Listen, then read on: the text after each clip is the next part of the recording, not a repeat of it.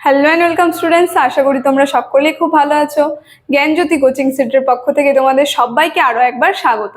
তো আমি মীরা ম্যাম, আমি আজকে তোমাদের সেমিস্টার থেকে বাংলা বিষয় থেকে দেখো আবার একটি নতুন টপিক নিয়ে চলে এসেছি।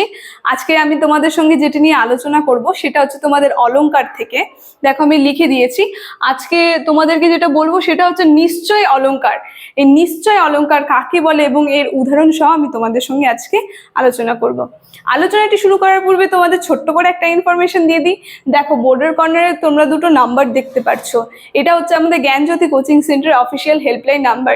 এখানে কিন্তু তোমাদের অনলাইনে ক্লাস করানো হয়, তার সঙ্গে তোমাদের নোটস দেওয়া হয়। তো তোমরা যারা যারা আমাদের সঙ্গে অনলাইন ক্লাসে যুক্ত হতে চাচ্ছ বা আমাদের থেকে নোটস পেতে চাচ্ছ, তারা এই উপরে দেওয়া নাম্বার দুটির সঙ্গে যোগাযোগ করে কিন্তু আমাদের সঙ্গে যুক্ত হয়ে যেতে পারবে, ঠিক আছে? তাহলে আমি আমার আলোচনাটি শুরু করছি। দেখো, এই যে নিশ্চয় অলংকারটা যে আছে, সংজ্ঞাটা আমি এখানে লিখে দিয়েছি। সংজ্ঞাটা বলার আগে তোমাদের একটা লাইনে আগে একটু বুঝিয়ে দেওয়ার চেষ্টা করি নিশ্চয় অলংকারটা আসলে কি। অলংকারের মধ্যে দুটা জিনিস থাকে। বাক্যের মধ্যে থাকবে একটা উপমেয় এবং উপমান, এই দুটো জিনিস থাকবে। তো সেই যে উপমেয় এবং উপমান আছে, দেখো উদাহরণ আমি এখানে লিখেছি। এই যে উপমানটা যে আছে, এই উপমানটাকে কি করা হবে বলো তো? এই উপমানটাকে অস্বীকার করা হবে, ঠিক আছে? আর সেখানে যে উপমেয় থাকে সেটাকে স্বীকার করে নেওয়া হবে, মানে উপমানকে ছেড়ে উপমেয়কে নিয়ে নেওয়া হবে সেই বাক্যটাতে। সেটাই চলে যাবে কিন্তু এই নিশ্চয় অলংকারের মধ্যে, ঠিক আছে? তাহলে আমরা সংজ্ঞাটা একটু দেখে নিই। দেখো, সংজ্ঞাটা আমি বলেছি যে অলংকারে উপমানকে নিষিদ্ধ বা অস্বীকার করে উপমেয়কে প্রতিষ্ঠা করা হয়, তখন হয়ে যায় তার নিশ্চয় অলংকার, ঠিক আছে? এটাকেই বলা হয় নিশ্চয় অলংকার। খুবই ছোট, ঠিক আছে? খুবই সহজভাবে আমি তোমাদেরকে বলার চেষ্টা করলাম। চলো এখন আমরা উদাহরণটা একটু দেখে নিই নিশ্চয় অলংকারে।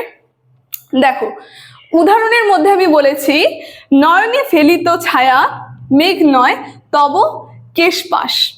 এই যে বাক্যটা আছে এখানে বলেছে নয়নে ফেলিত ছায়া, মানে তোমার চোখে যে মেঘের ছায়াটা পড়ছে, যেই কালো ছায়া পড়ছে, ওটা মেঘের ছায়া নয়, ওটা হচ্ছে তোমার কেশপাশ, মানে চুলের ছায়ার কথা বলেছে। তো এই বাক্যটার মধ্যে আমরা দেখব, দেখো এই বাক্যটার মধ্যে যে মেঘটা আছে এটা হচ্ছে উপমান, ঠিক আছে? আর কেশপাশটা যে আছে এটা কিন্তু উপমেয়।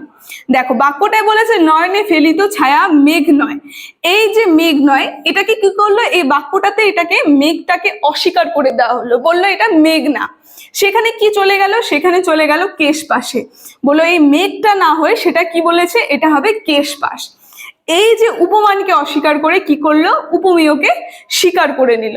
এই যে এটাই হচ্ছে নিশ্চয় অলংকার, ঠিক আছে? যেখানে উপমানকে স্বীকার করা হয়, উপমানকে কি করা হয়? অস্বীকার করা হয় এবং উপমেয়কে স্বীকার করে নেওয়া হয়। এটাকেই বলা হয় নিশ্চয় অলংকার, ঠিক আছে? তো নিশ্চয় অলংকার থেকে আজকের আমার আলোচনাটি এতটুকুনি ছিল। আলোচনাটি আমি এখানেই শেষ করছি। আশা করি তোমরা বুঝতে পেরেছো। ভিডিওটি যদি তোমাদের ভালো লেগে থাকে অবশ্যই like, comment, share and subscribe করে দেবে। Thank you.